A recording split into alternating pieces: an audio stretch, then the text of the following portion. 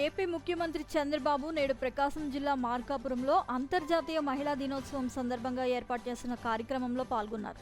ఈ సందర్భంగా డ్వాక్రా మహిళల స్టాల్స్ను సందర్శించిన అనంతరం మహిళలతో ముఖాముఖి నిర్వహించారు. ఈ సందర్భంగా ఆయన మాట్లాడుతూ మహిళల భద్రతకు కూటమి ప్రభుత్వం అత్యంత ప్రాధాన్యత ఇస్తోందని అన్నారు.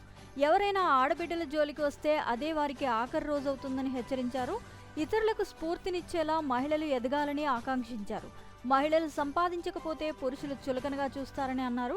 ఈ ఏడాదిలో 1,00,000 మంది మహిళా పారిశ్రామికవేత్తలను తయారు చేస్తామని తెలిపారు. ఆడబిడ్డలు సంపాదించేందుకే డ్వాక్రా ప్లాట్ఫామ్ సృష్టించామని వెల్లడించారు.